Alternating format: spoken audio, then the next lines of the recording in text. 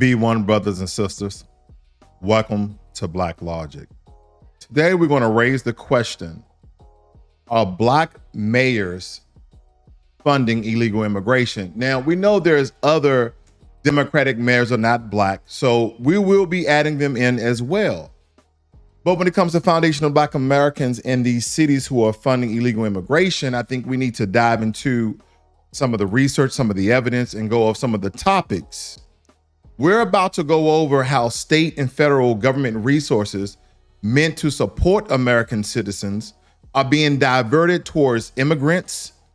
And I think we should really examine, not even example, go over the multiple examples that illustrate how this issue in our communities persists.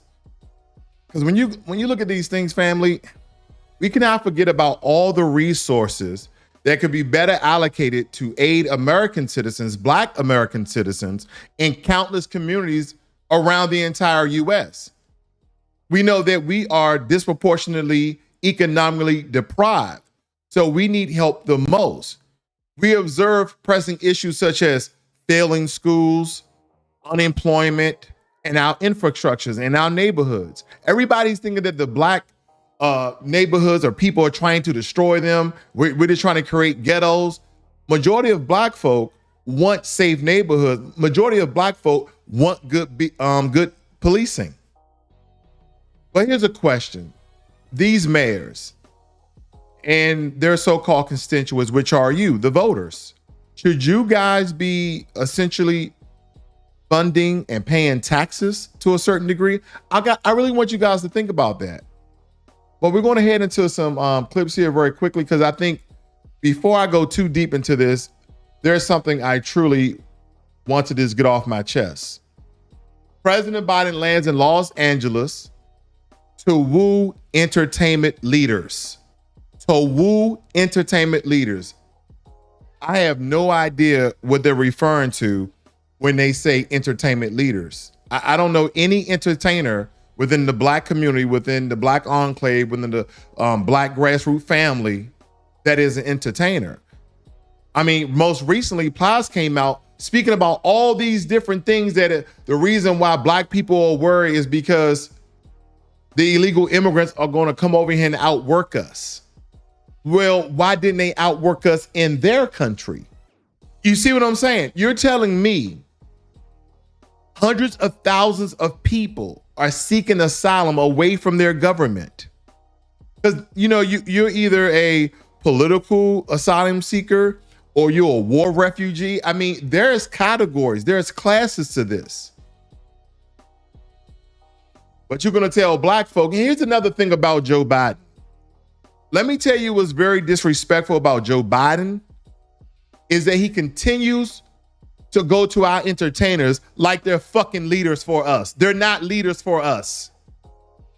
We don't want Jay-Z speaking to political officials about Black people. Kanye West, none of them. Plies, none of them. Where do they get their money from? Where do they get their status from? So when we look at these things, again, Black entertainment, first of all, don't have any leaders. Second of all, there are no leaders of ours in the grassroots. There's no leaders. Okay? Here's another one. Joe Biden to meet with Black entertainment industry leaders during Los Angeles visit this weekend. Campaign to run ad on Grammy show. Campaign to run ad on Grammy show. He knows that there's going to be hundreds of thousands of Black folk who are going to watch the Grammys. So he's going to the Black entertainment people to run ads during the Grammys, probably before or after one of the Black acts go on stage and do their performance. This is how they continue to disrespect us and pander to us, by going to comedians, rappers, singers, dancers. They're going to everybody except the grassroots. They're going to everybody except the Black media. They're going to everybody who don't give a damn about the regular black folk, who don't give a damn. They're not going to sacrifice their well-being, their millions of dollars for us, because if they would have, we would have seen change probably already. So don't tell me Joe Biden. Oh, this guy. Anyway, I don't want to lose my message here. That Joe Biden is getting me. Oh, this guy. All right, let's get into it, family. So there's a list of sanctuary cities. I know that's pretty small, and we're not going to run through all of these. Okay, we're not going to run through all of these. But I want you to see a lot of the states and cities who have sanctuary cities, from Arizona, Connecticut, Florida. Okay, there is counties in Florida. These are all sanctuary cities and counties and states. Okay, you see New Orleans, Orleans Parish, New Orleans, Illinois, all the places in Illinois. Where else do you have? North Dakota, Minnesota, Oregon, Pennsylvania, all these places, all these counties. Look how many Pennsylvania have. Look how many Pennsylvania have. Oregon. Okay, Oregon. No one's being dropped off in Oregon. New York, New Mexico, New Jersey. I'm just pointing out a couple here very quickly. Washington, D.C. Why is this important? Because when I look at all of these sanctuary cities, and then I correlate where all the immigrants are being bused to, driven to, flown to, swim to, whatever other state they're going to, they're majority black cities, and or they have a black mayor. So that is the linkage here also, because I don't want you guys just to think these black mayors aren't doing their job, which they're not. They're not even supporting their own constituents, so they're really not. And they're Democratic shields and they're puppets, okay? Just to point that out very, very quickly. That's my disclaimer, okay? That's my disclaimer. But then secondly, it's the reason why they're getting majority of the migrants. It is because they're black, and it is because it's a majority black city. Because if that's not the case, you have Oregon, you have the state of Washington that has plenty of room for all the illegal immigrants that have came inside of the country with open door policies, open border policies by the Biden administration. Okay. So when I look at this list, this is nothing new.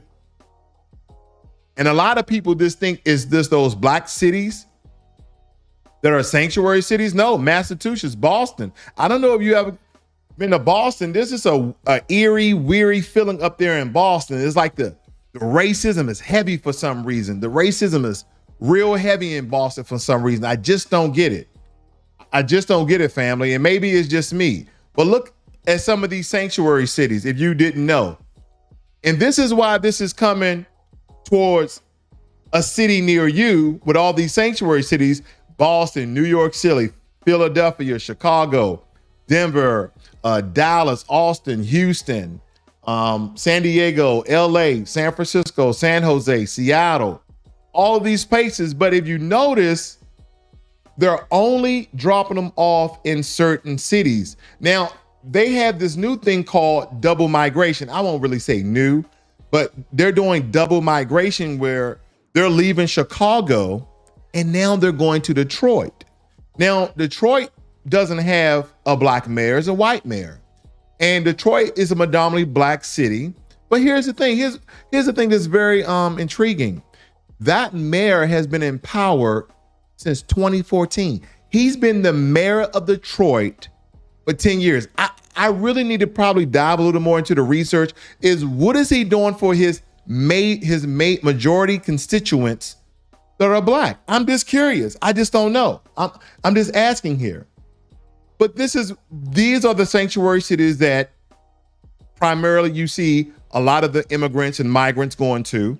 Now, there's many, many more, but we're just pointing those out because that's where the major concentration is. And I think, we need to know these things so we understand how these migrants are coming across. Now, some of you may think that majority of the new surge of migrants are from Guatemala, Venezuela, Costa Rica, Colombia, Honduras, Brazil, Haiti. No, and you'll be wrong. Majority of the migrants are coming from China. Majority of the migrants are coming from China. It says, according to CBS, Chinese migrants are the fast-growing group of people trying to cross the southern border of the U.S. from Mexico. The Venezuelan immigrant population grew fast among groups, number at least 100,000, increasing by 196% between 2010 and 2021. So the majority of the new immigrants that are coming across the border are Chinese. They're Chinese. And family, you know, we're not really allies with Chinese, or China rather. We're not really allies with them. So we don't know if there's any quote unquote spies coming across. And listen, I'm not putting on the tinfoil kufi. Listen, I'm not a conspiracy theorist, but you have to believe if hundreds of thousands of people from another country that could possibly enter the U.S. the regular way, like literally just fly over here, because what they were stating is that a lot of the Chinese that are coming over here are middle class. So why aren't they going through regular immigration means? Why aren't they just coming over here like they're on tourism, right? Get stamped and then get lost somewhere. Why aren't they doing that? It's a reason why people come through the border. They do not want to be detected. They do not want to be detected. So I really want you to put that correlation in, because I think it's pertinent as we move along here. It's very, very important as we move along here. Let me play this for you.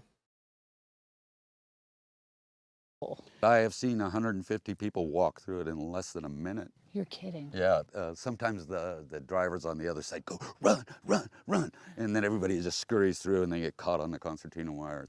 This week on 60 Minutes, we reported on the rising number of Chinese migrants at the U.S. southern border. We visited the area, which is a break in the border fence near Yakumba Hot Springs, California. It's called San Judas Break, and it's named after a neighboring Mexican town. Many of the Chinese migrants will end up asking for political asylum. Sam Schultz lives nearby. The metal part of the wall was built during the Obama era, and this lovely concertina wire was added by Mr. Trump. And as you can see, it is just a straight walk around. It's been pushed aside? You can just hear it. I mean, the reality is that the wall is at least 6 feet and sometimes more inside of American territory. So even if you go down there, you're technically still in America. If people all the way in China know there's a hole here, clearly the Border Patrol knows there's a hole here. Why is there still a hole here? I have asked this question to everyone that I ever contact in the Border Patrol who's official at all. I say, why? I personally can stand here and tell people not to come in, and I've done it as a joke. There was like, I'm sorry, family. As I'm looking at this gentleman here, I'm laughing my butt off. I swear he's from World War II. I swear he's from World War II. I don't know why, but this is the problem that we have. We have a border wall that doesn't protect the entire of America. Then you have this, it seems to be a anywhere from 5 to 10 foot gap that people just can literally walk through. And the Border Patrol agents know, this guy's been there for probably eternity, and they all know that the border isn't secure. Like, even to the point where people are just going through the concertina wire that Texas have put up. Some of them are going to the far end of the border at the edge where mountains are and squeezing through. And most of those people are the Chinese. Now, don't get me wrong. There's still many of Hispanics that's coming from other countries illegally with Chinese people as well. There's a great many of them, family. It's a very great many of them. So now that we have context, now that we have foundation, now that we have a base, I just want to take a moment in light of Black History Month and point out to one of our master brothers right here, George Edward Alcorn was the winner of the 1984 NASA GSFC Inventor of the Year for his X-ray imaging spectrometer, which allowed scientists to more accurately identify materials and investigate deep space phenomena. I want you guys to always remember, we are a phenomenal, intelligent, beautiful people, and don't let anyone tell you otherwise. I don't care what the system of white supremacy has constructed this image and perception of Black people. I don't care. You should know who you are and where you come from and all the greatness therein.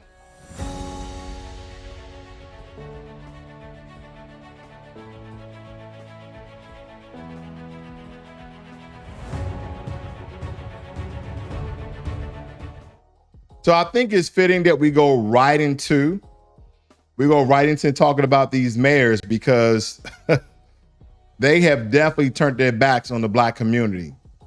Because we all know that many Black communities across the nation are struggling. We're dealing with high unemployment rates, lack of access to quality education and inadequate healthcare service. I mean, many of our people don't even have healthcare. Yet, despite the pressing issues, our tax dollars are being funneled into supporting illegal immigration. And you may ask yourself, how's this happening? How's this happening? Did you know that several cities with Black mayors, Brandon Johnson, Karen Bass, Sherelle, I forgot the other lady's name, but we'll get into them, family. And other cities that you may not see here, like Atlanta, okay, they're a part of this as well. They all had declared themselves as sanctuary cities. And here's the thing, they're doing this whole towing the line for their party. Yeah, they're doing this whole toe the line for their party. And they're voting blue no matter who down the ballot. So wherever the Democratic presidency put out, that's what all these Democratic cities are following. And guess what? They don't have to follow it. They can run their own cities. That's the power given to them, passed down by the governor, so on and so forth. So they can actually reject this. Now, the governor can't override certain things, but you mean to tell me you're not talking to other mayors about this situation? That's what I'm saying. But it doesn't stop there, family. These cities are not only turning a blind eye to illegal immigration, but they also allocating resources to support these individuals. They're diverting all types of resources, shelters, rec centers, churches, police stations, airports, you name it. That is where they are. They're pulling out the red carpet, the blue carpet, the yellow carpet, the pink carpet, the black carpet, in order to take care of these people who are, quote unquote, allegedly asylum and refugee seekers. I don't know how an entire country, family, can be asylum seekers. I'm still flabbergasted. Like, it blows my mind that hundreds of thousands of people, I mean, literally lowering their populations of their country by a third. Pretty soon, let me tell you, and here's the thing, I have nothing against diversity. I'm a Black man, I have nothing against diversity. But pretty soon, I'm trying to tell you, they're gonna name Spanish as a national language of America. We can have two. It's gonna be English and Spanish. I promise you. Just like a lot of African countries, when you go to Africa, a lot of African countries, they literally have two national language, not just one, right? Not just one. So take, for instance, if you are in Kenya, let's say you're in Kenya, it's probably Swahili and English. I assure you. If you're in Senegal, it's probably French and English, or French and their national language there. But it's going to be a colonizing language as well. I just want to point those things out very quickly. And when I think about it, I look at states like California with Gavin Newsom. They're trying to toe the line and put out a fake reparations bill, and you guys are a sanctuary city, and you have a dying Black population. I was just looking at a video clip today where a lady from Oakland is talking about Oakland is dead. Like, there's a lot of abandoned buildings. There are companies that are leaving Oakland. But I'm gonna tell you, Oakland gonna be thriving here in the next 5 to 10 years, because that's all part of a new sort of, I forgot the terminology, but it's a form of gentrification, family, okay? Now, I know some of you, not all, may argue that we should show compassion towards immigrants. And as I stated before many times on this broadcast, on this channel, that I am not against legal immigration. This is about illegal immigration, and that's it. I understand that people in other countries have it, harder than Americans. I understand that they want to find a new, better way of life.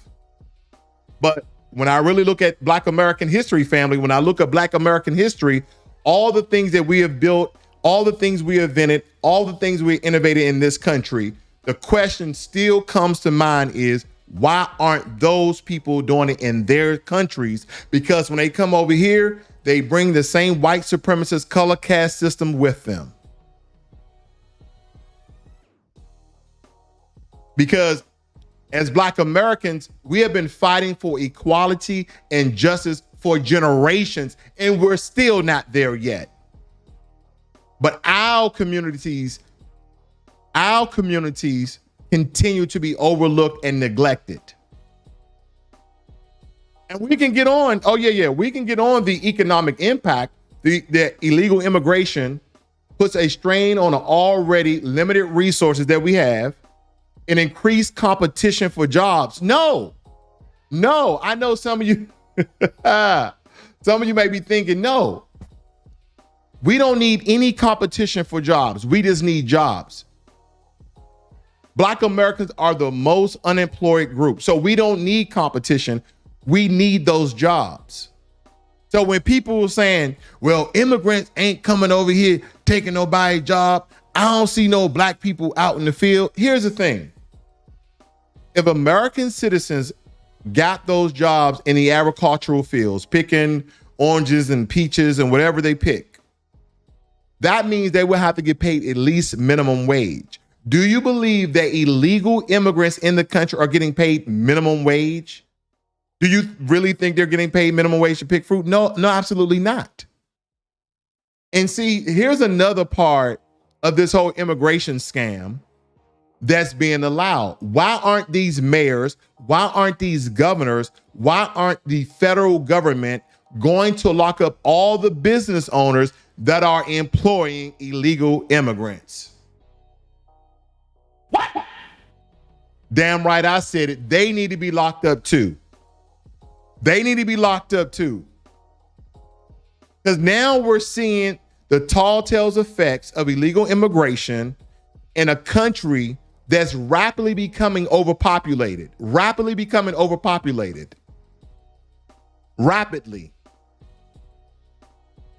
Boston, a population of 60,000 with a median age of 34. What's the majority of the Roxbury, Boston area? 49% Black American. The highest demographic in Roxbury, Boston. Who is the mayor? Oh, sorry, I jumped ahead. Give me a second. Now, the mayor, I don't have my card up here. I don't even recall the mayor family. I know someone put it in the chat for me, but I have the mayor up here. But this was one of the cities and one of the areas that majority of the illegal immigrants are going to. Next on the list is DC. Here's the mayor. A lot of illegal immigrants are getting dropped off in DC. And DC used to be predominantly Black at 70% when I was growing up. I'm a Washington, DC native. I'm from DC. I'm born and raised in DC, Southeast DC. And right now, even though Black Americans are still the majority, through gentrification, a large population of white people came back into the city from the suburbs to, enjoy the city life. I ain't hating. And the majority of the illegal immigrants are being dropped off there. And here's something for you, family. Texas is sending asylum seekers to major cities by bus with little notice. These mayors want to pump the brakes. Why? Why do you want to stop them now? Why do you want to stop them now? Because your cities are being overran by illegal immigration. That's why. That's why they want to stop it. Next on the list, the famous Brandon Johnson, the mayor of Chicago. And what is the demographics of Chicago? What is the demographic of Chicago? I told you it's either a Black mayor or a majority Black population. Majority of Chicago is white at 35.9% or 42.4% when you have the racial makeup. That was back in 2020. But as of 2024, 42% white and 28.8% Black. Okay, we're moving along, family. I'm just combing through a lot of this information so you guys see what I've been looking at for the past time here. Taxpayers foot the bill, relocating. Listen to this. Give me 1 second here. To government agencies, and then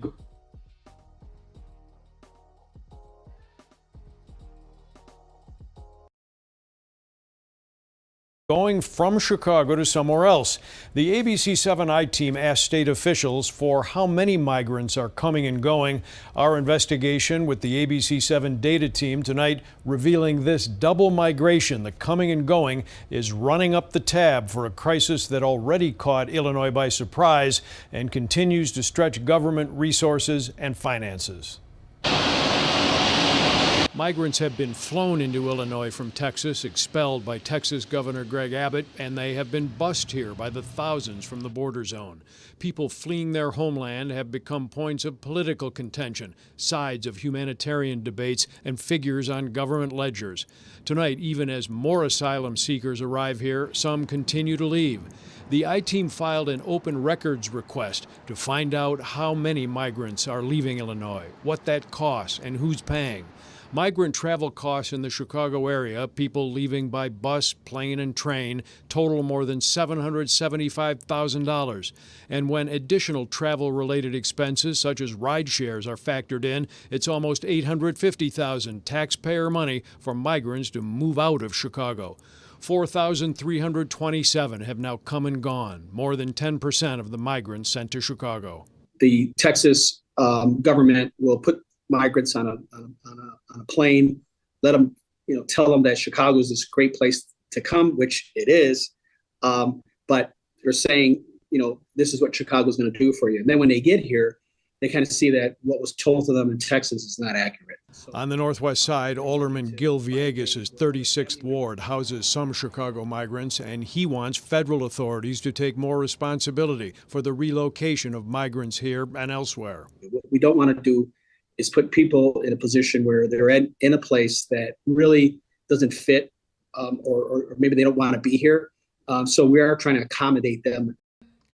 See, this is what happens when you allow people inside your city, not legally, and everyone is trying to seek asylum.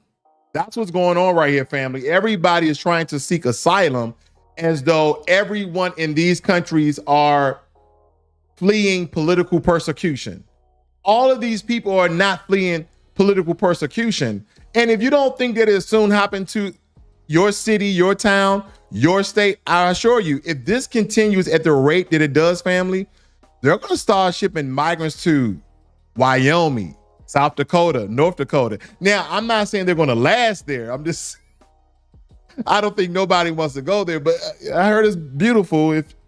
But they don't, majority of those states, Wyoming, North Dakota, South Dakota, a little bit of Utah, a lot of those countries, a lot of those states are majority white. So that could pose as a real huge problem. Believe it or not, states like Tennessee, where the KKK came out of, a lot of those North Midwestern states are very, very racist. That's what the report shows. Next on the list, we have another infamous and famous guy, Eric Adams of New York. Now, we understand that New York is only 14.8% black. The majority of New York is white, believe it or not, non-Hispanic. So as I told you before, family, majority of the migrants are going to a black mayor or a majority black city, okay? So that's why I'm pointing these things out, because this also has to do with a lot of other things. Now, this is ironic. Why in the hell is New York handing out prepaid credit cards to migrant families? And they have one of the highest homelessness rates in the union, okay, in the country. They have one of the highest homelessness rates. I mean, you go up to New York, just as well as DC, my hometown, and you will see hundreds of people on air vents, and unfortunately, they look like you and I, except for the people who are a little lighter than us. But yeah, they're not getting EBT cards. Now, supposedly, I think they're similar to EBT cards where they can only buy things at the grocery store, because guess what? The food that they're being given, they don't like it. Listen, I'm going to tell you a quick story about me. Let me read this very quickly. New York City will soon launch a $53 million pilot program to hand out prepaid credit cards to migrant families housed in hotels, according to a report. The New York Post, citing city records, reported that 500 migrant families at the Roosevelt Hotel will receive prepaid cards to help them buy food. The program is intended to replace the current food service provided there. The Post, I'm just family. Let me tell you, I'm shocked. I'm just very, very shocked at this. Like, they don't like the food, so we're going to give them money so they can go out and buy the other food. I mean, it's getting downright disrespectful. It's getting downright disrespectful. Did last night's debate on the topic of immigration. Let's take a look at this. This is putting harm on our schools, on our hospitals. Taxpayers are paying for it. You see, these mayors are now upset about it. The only reason Eric Adams is now upset, why? He shouldn't be a sanctuary city then. That's why we have to defund sanctuary cities. Now Governor Abbott finally did to them what's been happening to Texas for so long. We've got to put an end to this. All right, Mayor, what's your reaction? Well, national leaders should have national knowledge of policies. This has nothing to do with sanctuary cities.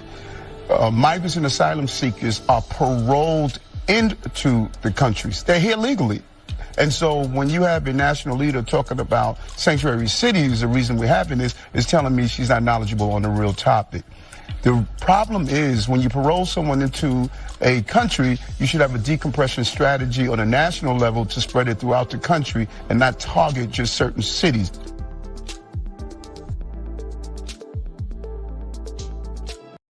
I'm very confused with what the hell Eric Adams is saying. He talking about when you parole them in the country. What is he talking about? What is he talking about, family? These people are here illegally. They even stated that they were just releasing illegal immigrants inside the country. They said this, that they were just releasing illegal immigrants inside of the country. I came across my brother's page, Black Alpha Network. Shout out goes out to him for posting this. And now we have these Democratic shields out here. Trying to start a Negro spiritual and have us sing Negro hymns, talking about cotton picking. And this all types of this weird energy sort of to make you guys go out and vote. That's what this is all about. And it only happens every 2 to 4 years, family. Have you noticed that? You don't see none of these people until it's time to vote. It's crazy to me. Far too long we've been relegated to the back of the bus, but now we're driving the damn bus. And I want you to understand what your power is. Don't be silent. Show up. Make sure that your voices are heard not only here in Orangeburg, not only here in South Carolina, but all over this country. That is the power that you have right now. So young people, don't you sit there and say, I'm not going to vote. There is too much at stake. If you believe in a better world for yourself, your family, your community, then you've got to stand up and exercise that right. Don't let anybody take it away from you. Amen. They saying amen. They saying all types of stuff. Let me tell you something, brother. I'm not voting. Couch 2024 until tangibles arrive. And tangibles don't arrive, then I'm sitting on that couch. It's going to be a good book. It's going to be Netflix, HBO Max, Hulu, Who Knew, Apple TV. I'm naming it all. That's where I'm going to be at. Couch 2024. He talking about don't tell nobody, take away your access or your voice to vote. Let me tell y'all something about this. If you don't vote, you don't have a voice. How dumb is that? And I made this analogy many times. How dumb is that? How dumb is if you don't vote, you don't have a voice? I have a voice by not voting. That's showing you that I'm just not going to go for anything. Because here's the thing. If I have a gun, okay? If I have a gun and you say, give me your gun, and then everything will be good, right? Because I'm basically going off what the Democrats do because they don't do anything for it. So they just like, give me your vote. And that's it. So you say, okay, I'll give you my gun. And now I don't have a voice. I don't have power, right? When you have your gold coin, when you have your power chip, how much leverage do you think you have? That's why they're doing all of this pandering. That's why they're out here being disrespectful. That's why they're out here talking about black influencers, black entertainers. I mean, whatever they're doing. People in sports and music, they're not talking to black intellectuals. They're not talking to the grassroots. They're not talking to people who are eventually looking out the best for the betterment of black folk in this country. So what are they talking about? I have no idea what they're talking about. This is utterly ridiculous. It's utterly ridiculous. And I want y'all to listen to this. I want you guys to check this out.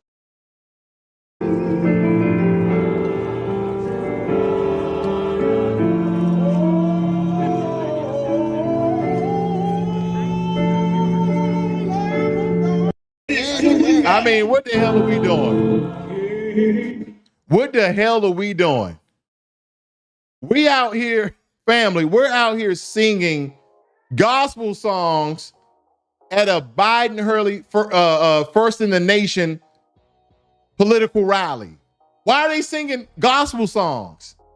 This is how they do every single time. And that's why I did my broadcast about these sellout black preachers and these sellout black churches.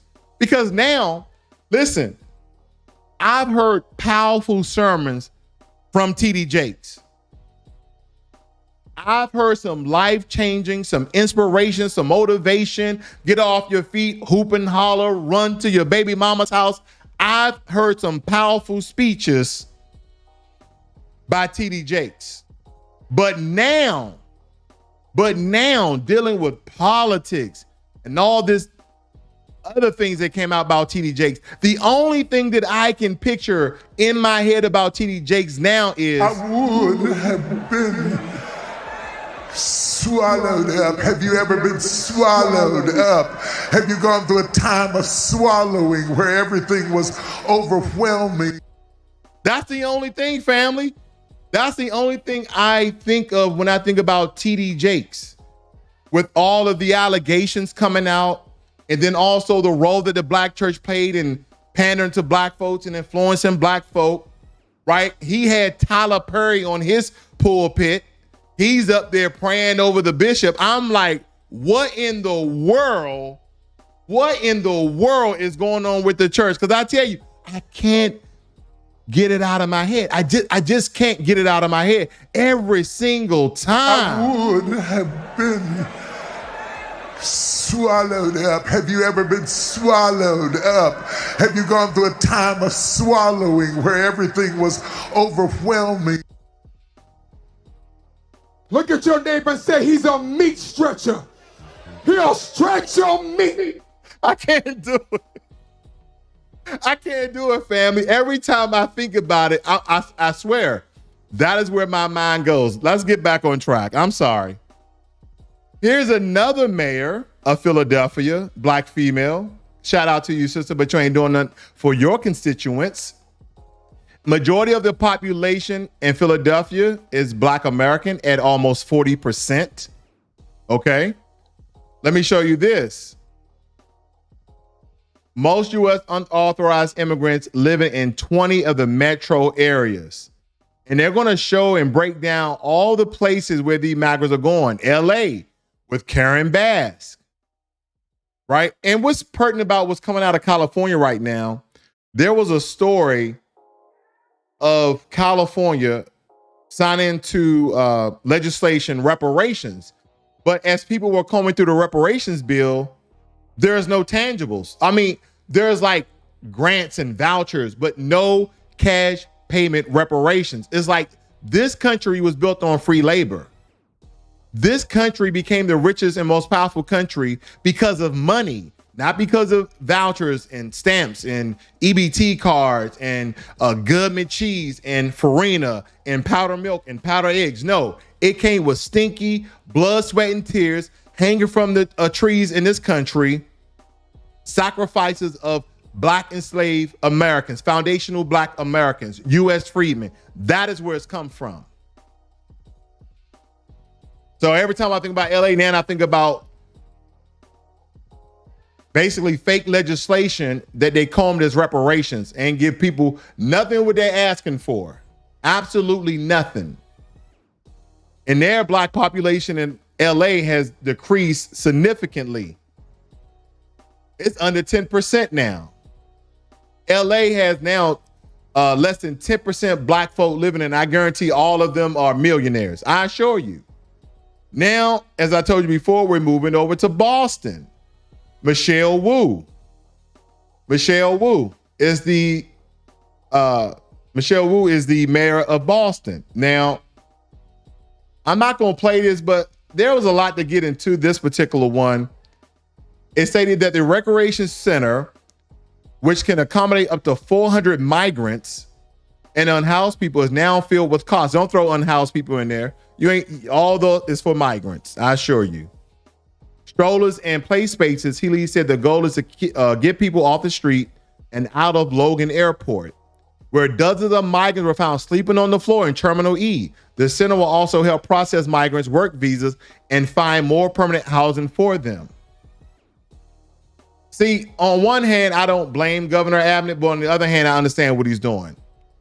And a lot of people who kind of deal within the right wing or conservative, some people may not understand this unless they were black, because we understand how white supremacy works.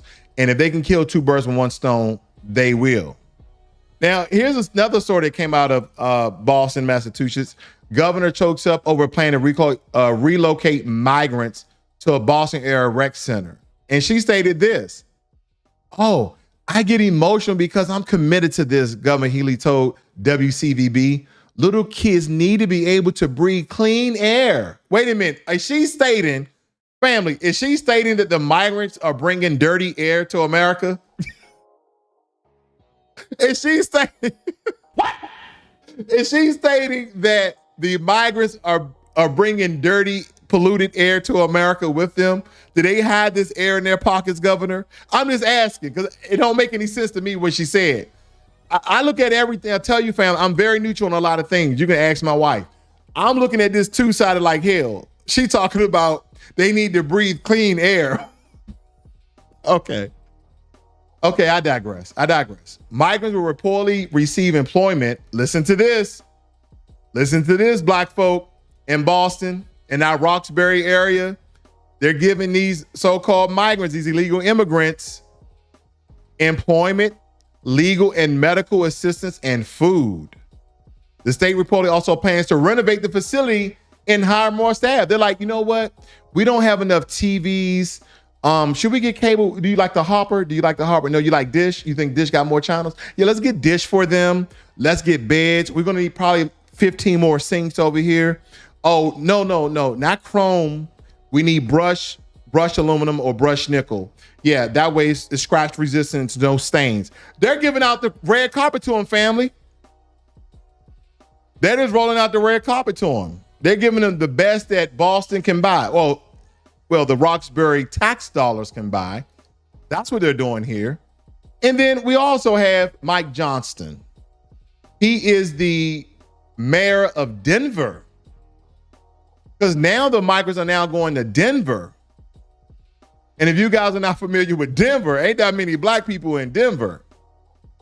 So I thought this was just ironic, one of those wild hairs. 54% white, 15% Hispanic. Oh, okay. I get it. They're Hispanic. Majority of them, the next largest ethnic group are Hispanics. So that's why they're sending them to Denver. I get it. You know, they think that black people are a monolith. Maybe a lot of their cousins and brothers are over there. I'm just stating. I don't know. I'm just stating they think we're a monolith. Might as well point that out as well. I'm just saying. And then they lie to us and they talk about how illegal immigrants are not raising the crime rates, that they're not contributing to crimes. Well, that's not what Detroit is saying. Detroit says feds in Detroit crack down on undocumented immigrants with criminal past. It has prosecuted 26 immigrants who are here illegally, most of whom have been convicted of serious crimes, including drug trafficking, gun offenses, drunk and driven or theft larceny, that at least one immigration persecution a week. They're arresting one illegal immigrant a week that's committing a serious crime. That's what they're stating. The latest involving a Mexican national who was discovered in the U.S. more than 20 years after being convicted of a sex crime in Northfield Township. And they're telling us that illegal immigrants are not raising crime states, that they're not committing as crimes. Yes, they are. More people, more crime. That's the way it works. Yes, everybody commits crimes. White people, black people, Hispanic people. But we don't need people who don't even supposed to be in the country to commit crimes. We just, we don't need it. We don't need it. We don't need help with our criminals. Okay, we don't need people to join and build more gangs and more mafias. We just don't need that. So I don't even know the recollection from that part, family. I just don't get it.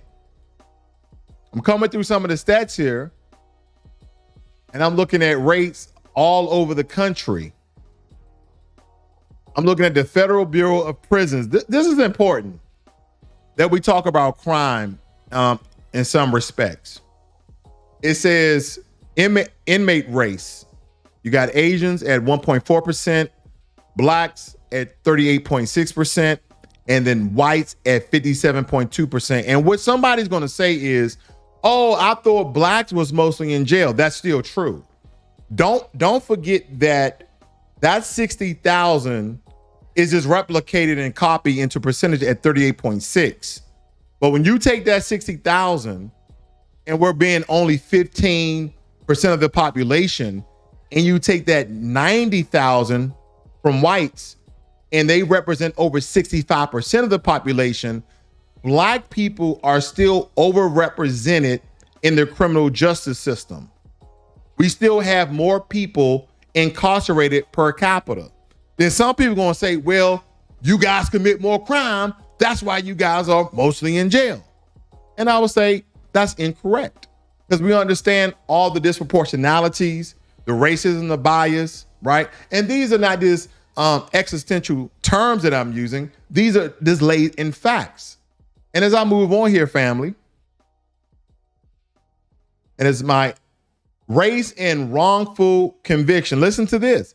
Nearly 60% of the people that the Innocent Project has helped to free or exonerate since 1992 are black. Are black. And if you guys want to reference this is innocentproject.org/race-and-wrongful convictions. So you can look it up and source where they're getting the information from to let you know it's 100% accurate. And see, that's the thing.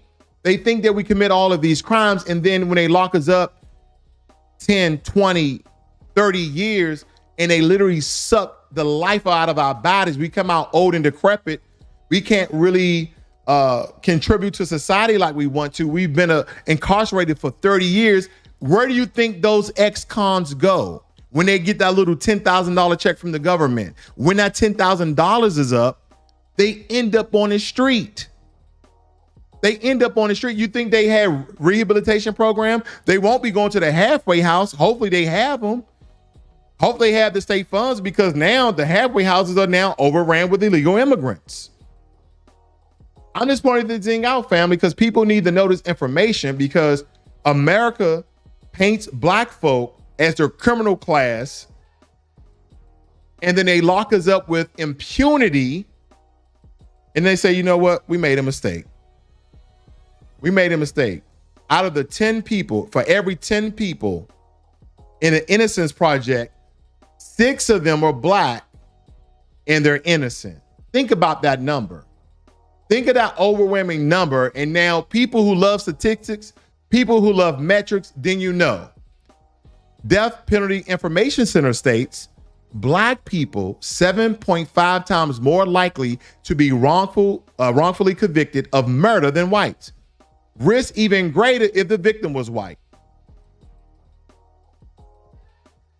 I'm just letting you guys know this, family, because I think a lot of people are just torn with their emotions to and fro, and they don't want to do none of the research. Now, I took a moment here to go over it so you guys can, have more information. Overview of immigrant eligibility for federal programs. Now, this is coming from the National Immigration Law Center. And I just want to show you a lot of the, I want to really show you a lot of the benefits that immigrants get. And this is the trick language that they use, right?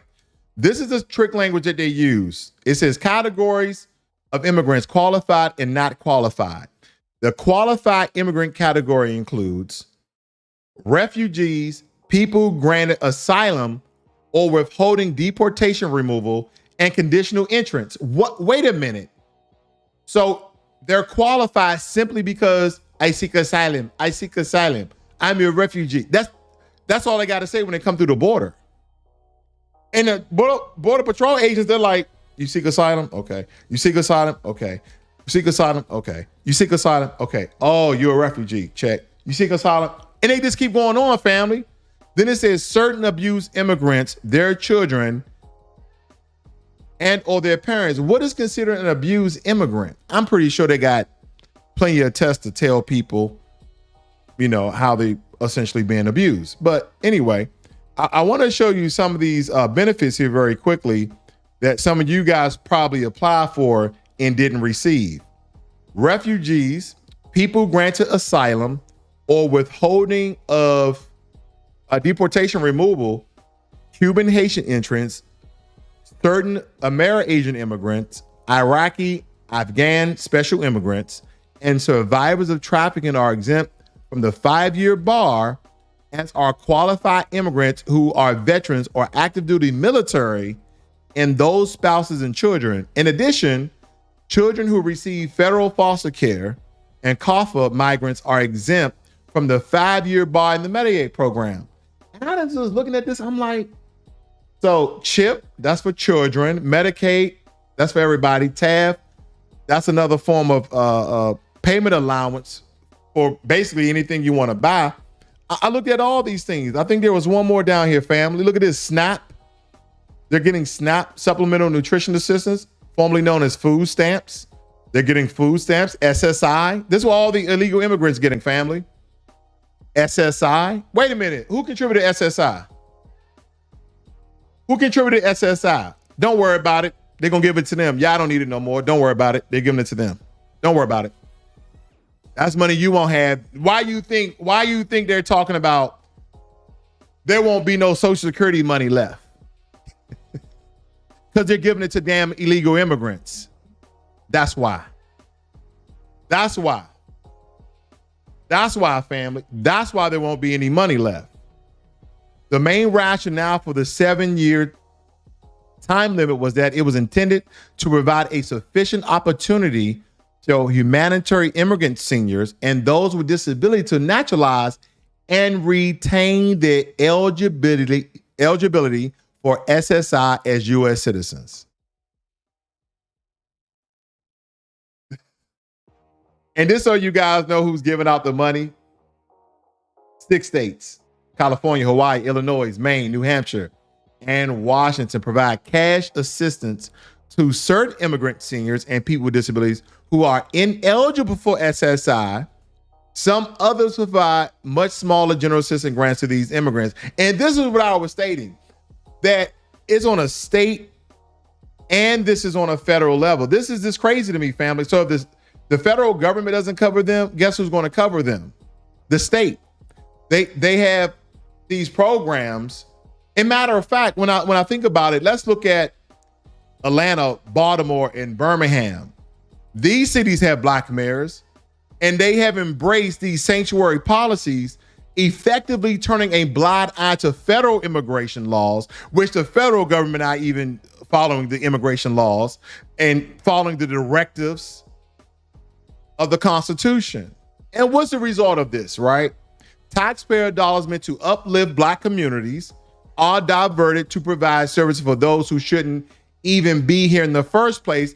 And this is another part that is significant. This is also affecting white neighborhoods. This is affecting Asian neighborhoods. So now you have Asians out here, as well as white people, talking about stop illegal immigration because it started to pour over. Now you also have your red-blooded your red-blooded white Americans who just anything that's against the Constitution or against the constitutional law of America, they are against, right? They are against, period. But then you have those other people like, oh, it's okay. They're kind of like an independent liberal, but oh, it's okay. Wait a minute. Whoa, wait a minute. Well, all these illegal immigrants coming from there, don't drop them off here in Mayberry. Oh, no. Don't drop them off in here. They out there protesting now. They're out there protesting now because they understand that their tax dollars are being used. Because these are the cold, hard facts, family. Did you know that it costs America billions of dollars soon to hit the trillions before the year end? When you take a tally of all the local, state, and federal funding that's going to illegal immigrants, we're going to soon be hitting $1 trillion at the end of the year. Billions of dollars are being spent a day, not a week, not a month, a day. And who foots the bill? You, me, everybody. American citizens foot the bill.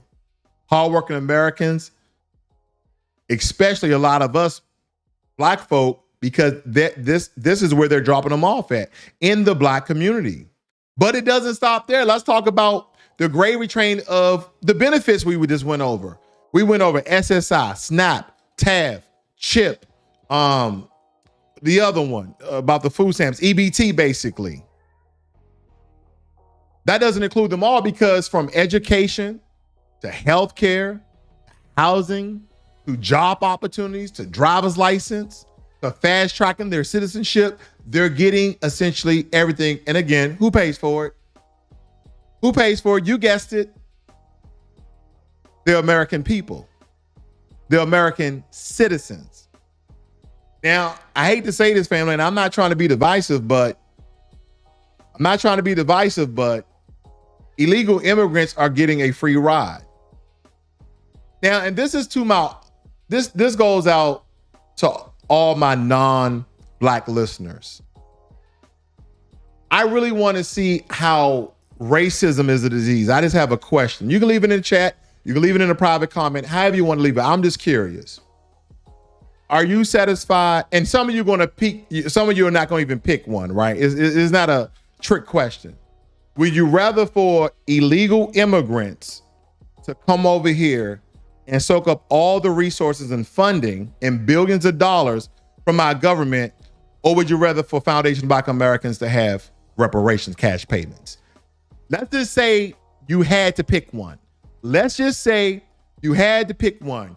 Do you want people who are illegally in the country to receive support, resources, and money from your hard-earned tax dollars, or the lineage of black folk whose ancestors died, killed, fought for this country, built this country? Don't forget, black people who have been in every major war in this country. Black folk have. We've served our country. I'm a 20-year vet.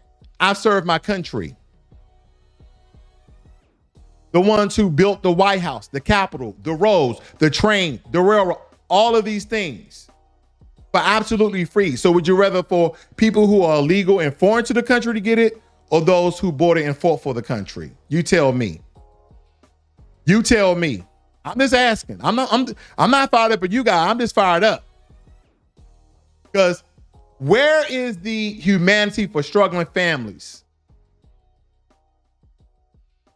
The homelessness rate, the unemployment rate in the black community.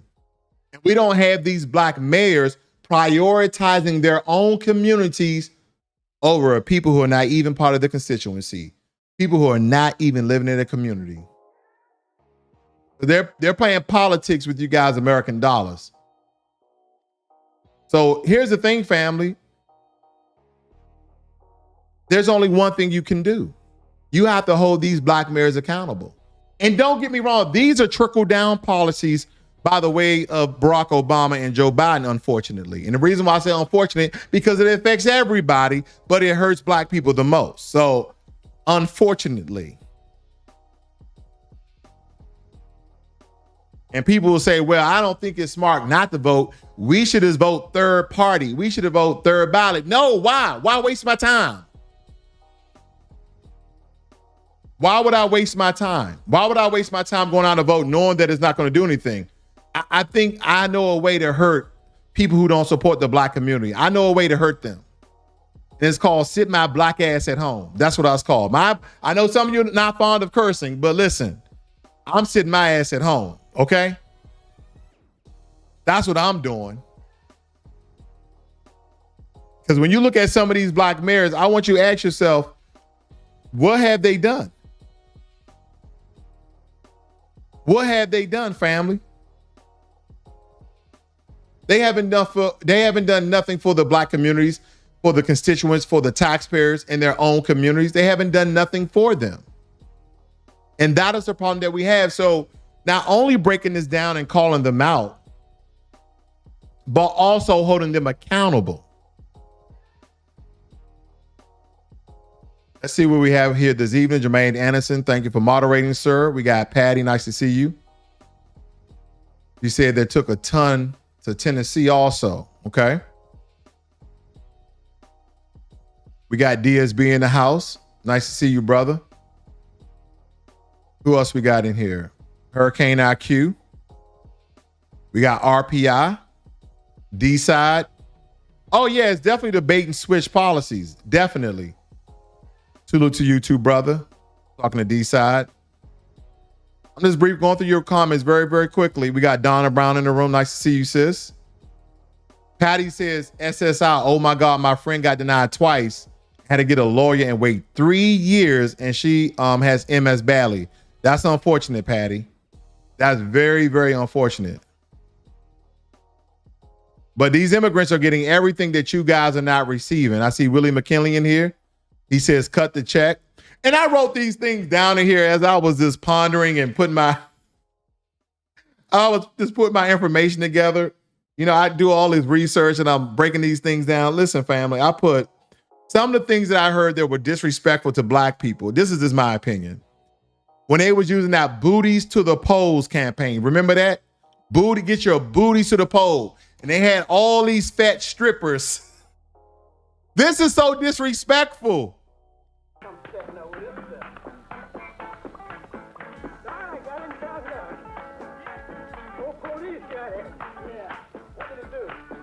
These Democrats are so damn disrespectful to black folk, and we keep voting for them.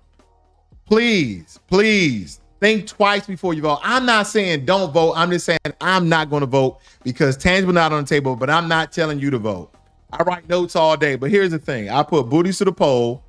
They had some fat strippers. They did a video, right? Second thing, no voting, no vucking. Okay, they replaced the F with a V. No voting, no vucking. They had Trina and someone from the LGBT community that was black basically telling black women not to have relations with black men if they don't vote. I'm not making it up. I'm not making this up. You go out and look on YouTube, no voting, no vucking, and you watch the video. It's very disrespectful. We already went over if you don't vote, you don't have a voice. Then I heard another one, vote or die. I don't know what this is about. And here's the thing, they always scare black people. They always scare black people into voting using one tactic mainly. One tactic. Fear mongering. Fear. I did another broadcast on fear. It's very important that we call out these things and understand how the enemy is attacking. How the enemy is attacking. Because listen, in the words of one of our great philosophers, if you don't understand how the enemy is attacking, then this will happen to you. I would have been swallowed up. Have you ever been swallowed up? Have you gone through a time of swallowing where everything was overwhelming? I know I'm a fool, family. I'm so sorry. I'm so sorry. Every time I think about it, I'm so sorry. I didn't mean to throw that in there. I promise you, I hit a wrong button. I know it seemed like I prepped into the video, but I didn't. I hit the wrong button because it is certain things that when I think about what's happened to our people and how our own people sell us out, I just think about the word language that they use. Yesterday, I showed you guys a video of someone basically break dancing or dancing in the church, and you got all these weird analogies that pastors are using now. Look at your neighbor and say he's a meat stretcher. He'll stretch your meat. I just don't know, family. I just don't know. Why are they saying these things? Have you ever felt swallowed up when you was going through a time? He don't even talk like that. He doesn't even, this thing about came on here is like, B1 brothers and sisters, welcome to Blacklogic. Like, people like, oh, hell no, I'm turning this off. People like, hell no, I'm turning this on. What is he talking about?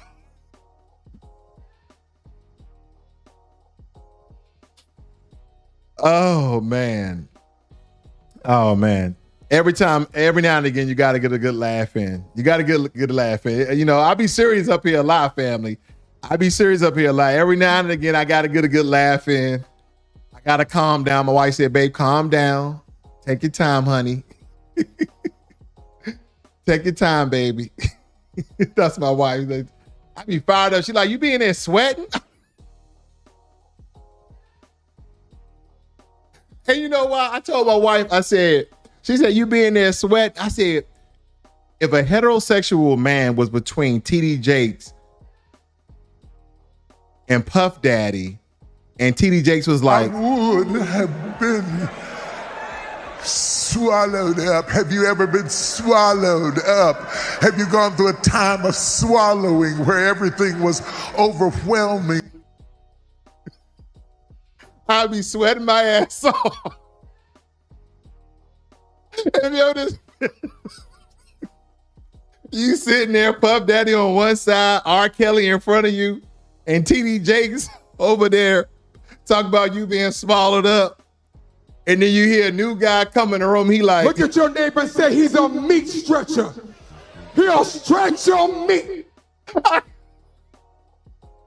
Family, that's it for tonight. Okay, I had to leave it on a good note. We gotta vote these guys out of office, family. We gotta vote these guys out of office, and I'm voting for Couch 2024. Now, you guys have a very important choice, and we're gonna be covering this for the entire year. We're gonna bring up different topics. I know I've been hitting illegal immigration hard. I just want to really point out how illegal immigration is affecting everyone, but it's disproportionately affecting the Black community. So our other non-Black brothers and sisters, hey, they want to go out there and protest, if they want to go out there in solidarity and not vote and vote for Couch 2024. And that's what we're, encouraging until we get tangibles, because one, you are undermining Black folk, and then two, you're literally undermining the American people. So thank you all for joining me here this evening. I see you, Jay the Informant, Judas Farragut. You guys have a great and wonderful evening. Donald Brown says, wonder if his pants got wet when he was saying that. I am done. You guys have a great night. This is Blacklogic.